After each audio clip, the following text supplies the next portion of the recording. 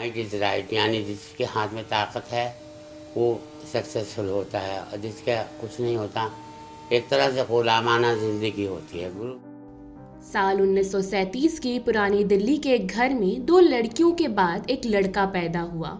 जाहिर है पिता की खुशी सातवें आसमान पर रही होगी और उन्होंने लड़के का नाम रखा अहमद। उम्र के साथ अहमद और परिवार ने जाना कि वह एक ट्रांस पर्सन है, यानी उसका मन शरीर से जुड़े समाज के नियमों को नहीं मानता। नतीजतन अहमद को धिक्कार की नज़रों से देखा जाने लगा। स्कूल के बच्चों व अध्यापकों की बदसलूकी का शिकार होना काफ़ी न था कि पिता ने भी एक रोज़ अहमद की जान लेने की कोशिश की। इस एक वाक्य का उनके मानसिक स्वास्थ्य पर गहरा असर पड़ा। इसके बाद वह शिकायत दर्ज करवाने पुलिस स्टेशन भी गईं, लेकिन उनके परिवार वालों को इसकी खबर होते ही उन्हें घर में हिंसा का सामना करना पड़ा। आखिरकार इतना सब सहने के बाद जब वो बालिग हुई तो उन्होंने इस दुनिया से भागकर अपनी पसंद की एक दुनिया में आना चाहा, जहां उन्होंने मोना अहमद की शख्सियत अपनाई। वे ट्रांस समुदाय के एक समूह से जुड़ गई।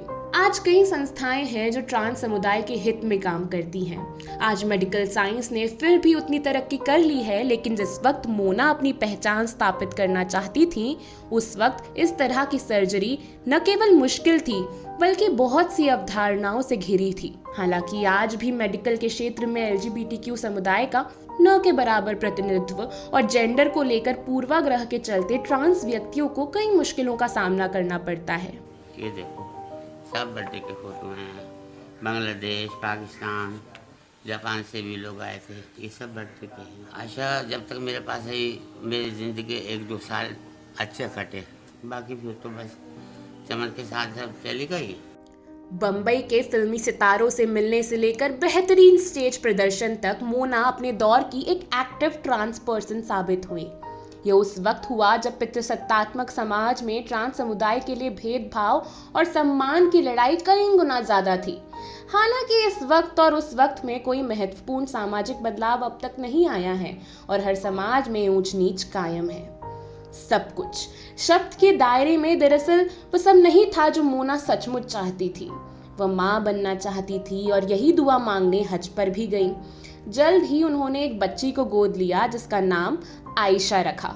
हालांकि आयशा बहुत दिन तक उनके साथ नहीं रह सकी। गुरु चमन उसे धोखे से अपने साथ पाकिस्तान ले गए और एक बार फिर ऐसा कुछ हुआ जिसने मोना को तोड़ कर रख दिया। उन दिनों में जब मोना को जीवित अपना कोई नहीं मिला तो उन्होंने मेहंदिया कब्रिस्तान की चंद कब्रों को अपने पूर्वजों का बताकर वहीं घर बना लिया। घर जो केवल उनका न था बल्कि उन सब का था जो किसी न किसी तरह से समाज में हाशिए पर रहने को मजबूर थे।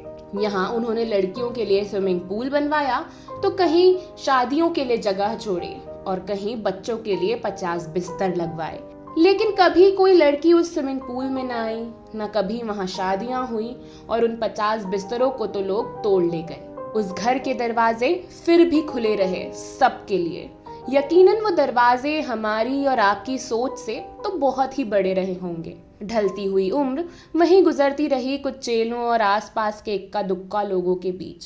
तब मोना दयानिता सिंह से मिली। दयानिता एक पत्रकार की हैसियत से मोना की कहानी जानने आई और उनकी सोच और बातों को दुनिया से अलग थलग पाकर उसे इस किताब की शक्ल दी, मैं मोना अहमद।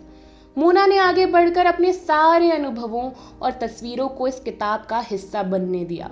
दीवार पर लटके एक विशाल फ्लैट स्क्रीन टेलीविजन के सामने अपने बिस्तर पर बैठी मोना ने एक साम्राज्य बनाया और चलाया भी। द हिंदू से बातचीत के दौरान उर्वशी बुटालिया, मोना के एक करीबी दोस्त और एक प्रसिद्ध प्रकाशक, बताती हैं कि उनका दरवाजा कभी बंद नहीं होता था।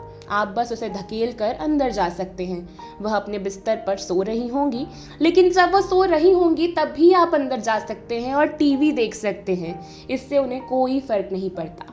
9 सितंबर 2017 को मोना अहमद का देहांत हो गया, पर अहमद को पीछे छोड़ मोना को आगे ले जाने का सफर आज एक किताब में दर्ज है।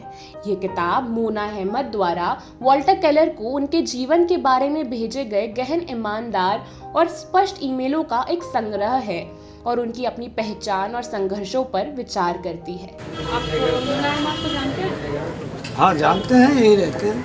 क्या मतलब वो सबसे अलग थलग रहते हैं, कोई रिश्तेदार ना आते हैं ना जाते हैं।